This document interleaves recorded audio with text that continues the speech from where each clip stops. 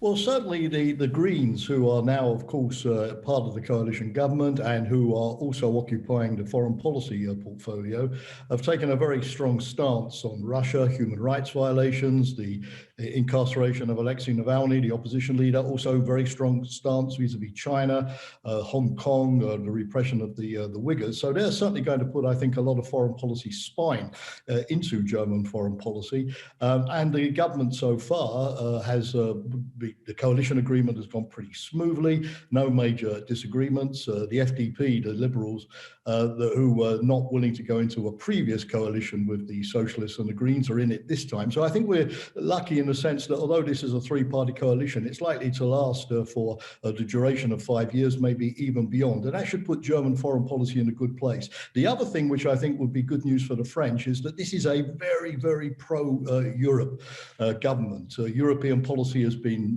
front and center of the government accord. And whereas, Chancellor Merkel didn't really sort of give much to President Macron when it came to calls for more sort of European strategic autonomy, more European geopolitical capability, more European heft in the world. This time round, providing, of course, that Macron wins his own election next year, this time round, I think we're likely to see a much sort of stronger Franco-German axis leading the European Union in a more strategic direction.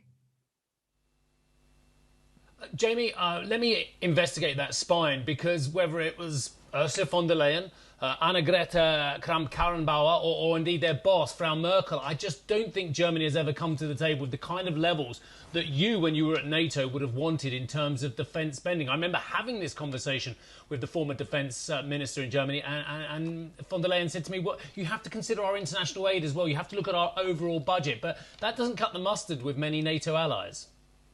No, you're right to put your finger on this, because whereas the new coalition is good news for the EU potentially, it's not necessarily the best news for NATO, because you're right, the Greens, who are very tough on the human rights situation, are very soft, of course, on defence spending, and of course on the issue of the remaining tactical NATO nuclear weapons in Germany, and the government is not going to meet the 2% target. That said, the previous government of Angela Merkel wasn't going to meet that 2% target either. So it was an enduring issue. And there, of course, I don't think it's only for the United States to put pressure on Germany, but it's for all of the Europeans also to put pressure on Germany, because 2% of GDP on defense is not just good for the transatlantic relationship, it's also essential if these dreams of European strategic autonomy are going to be realized. But there's something even more important, which is that Putin is showing at the moment that he's got lots of tanks and lots of heavy armor,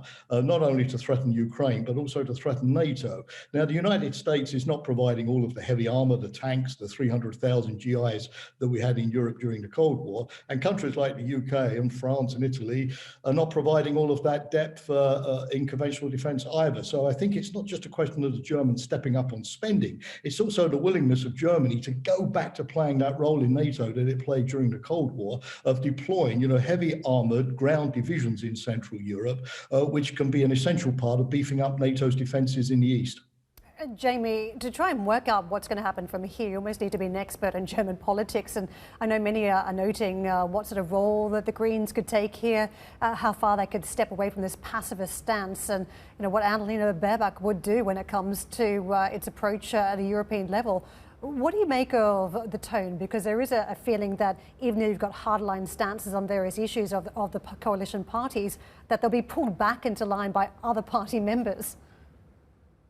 Well, it's a good question, but the precedent I remember was when the Greens held the foreign ministry before with Joschka Fischer back in the 1990s during the Kosovo air campaign. And it has to be said that internationally, Joschka Fischer, a Green German foreign minister, was one of the ringleaders for the international intervention in Kosovo, basically on the basis of human rights. So there is a precedent there of that leadership. But you're right. The Green Party, of course, is a broad church when it comes to the difference between the fundis, as they're called, those who are on the left, who are very much focused on environmental affairs, and the realists, the realos, as they're called, in the camp of the foreign minister. But it all depends on circumstances, and whatever the debates about foreign policy are before a crisis comes calling, we all know that a crisis changes things radically, and a Russian incursion into Ukraine, I really think, would be the shock therapy factor that would push Germany, I think, into a tough line. I don't see Germany complicating in any way NATO decision making, and it could also be that stimulus that's required to make Germans realise that the world is a dangerous place, and that Germany has to be a military power if the EU is to be a factor of a geopolitical force in the world, and that Germany has to assume its responsibilities. So, when a crisis comes calling, as I know from my long career, things can change very quickly.